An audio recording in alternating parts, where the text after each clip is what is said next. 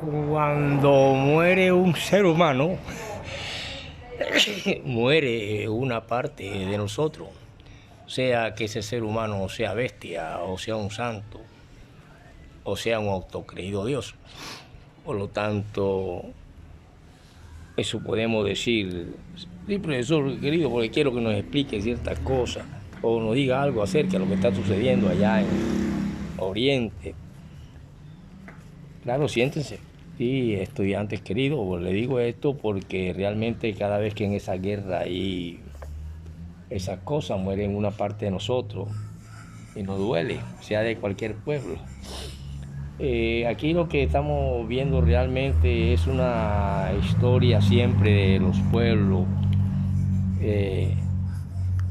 y que estos pueblos se mantienen en unas tradiciones y en unas constituciones sociales y militares a través de las cuestiones santas.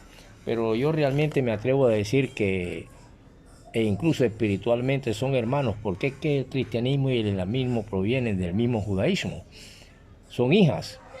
Y por eso fue que le hablé de que existe una cuestión, usted dijo como nicoide, algo así, profesor. Sí, pueden decir nicoide o noaquide, que son los descendientes de Noé. Y de ahí es donde viene la cuestión de semita y antisemita. Recuerden que siguiendo esa línea genealógica, llega un momento en que usted observa que hay un Isaac que se casa con una, creo que Rebeca, algo así.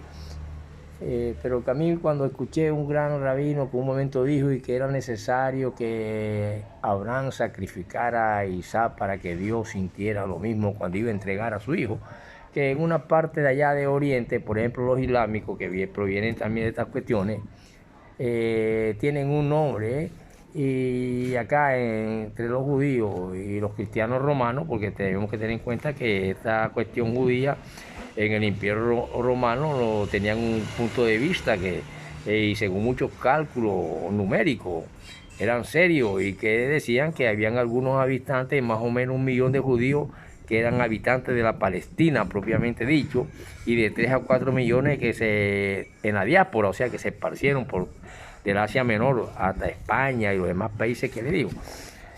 Así, profesor, así es. Así es. Entonces vamos a ver esto para poder entender qué es paramilitarismo, qué es antisemitismo.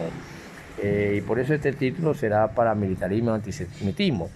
El paramilitarismo, como lo hemos visto aquí en Colombia, que sería bueno que este pueblo, que es el poder, y se llama poder del pueblo, la democracia, y que una democracia puede tener una dictadura muy diferente a la dictadura que han visto aquí de partidos corrompidos desde hace tiempo, cuando ya vimos que en una Colombia ya en las épocas de López Michelsen y Betancourt ya había paramilitarismo.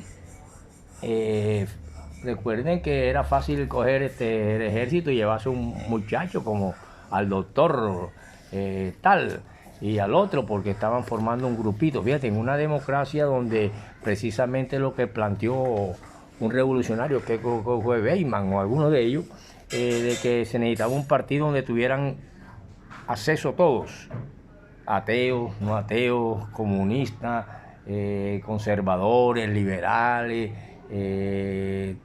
todos, con el fin de llevar un pueblo en paz, porque muchos quieren el gozo que produce la paz, ese placer, y hay muchos enemigos de eso, y entonces está el paramilitarismo. Bueno, profesor, ¿y entonces qué es el paramilitarismo?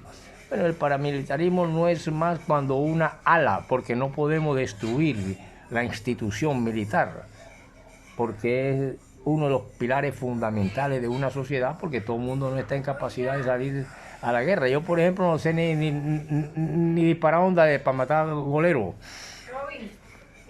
Y entonces, cuando nosotros entendemos que el paramilitarismo no es más cuando una ala de la bota militar llega a dominar las instituciones jurídicas, a dominar fiscales, procuradores, alcaldes, que son primeras autoridades, Y entonces esto hace que nazca y se llame paramilitar. Ya el antisemitismo es otra cuestión que proviene de esa cuestión de Zen y lo contrario, y nacen precisamente con estas partes incluidas en todo aquello que se denomine judío, cuya historia transcurre en el correo y al correr de los siglos en territorio cristiano, vale decir sobre los judíos llamados Askenazis, hasta su emancipación, y aparece como segunda medida los judíos llamados separadis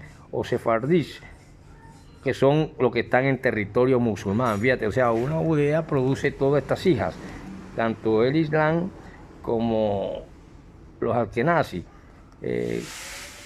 Y aparece una tercera, que es la parte que está dedicada al fenómeno de la asimilación judía, que es característica del siglo pasado, sobre todo como la recrudencia del fenómeno antisemita, especialmente característico de nuestra época, que es lo que estamos viendo hoy en día. Entonces, por lo tanto, tenemos estas explicaciones naturales donde podemos dividir estas dos clases. La derivada de la geografía humana, sin tener en cuenta el parentesco existente entre el judaísmo y sus religiones hijas, y las explicaciones derivadas de la psicología colectiva, especialmente de la psicología religiosa y esencialmente basadas en este parentesco. Por lo tanto, podemos constituir que ahí podemos analizar la mano de la cuestión noaquides, que son los descendientes de Noé y son los que están en pleno combate. Continuaremos en la próxima para profundizar más en esto del paramilitarismo y algunas cosas más del antisemitismo, pero que la paz da gozo y placeres y tiene sus enemigos, que vienen siendo, cuando nace una bota paramilitar, y todo partido que tienda al paramilitarismo no debe ser apoyado por las grandes masas. Por lo tanto, no podemos dejar que sus candidatos lleguen al poder, porque los recrudecerían nuevamente y no gozaríamos el placer de la paz y estaríamos como esos pueblos allá que en nombre de un Dios se están combatiendo. Continuaremos en la próxima, queridos estudiantes.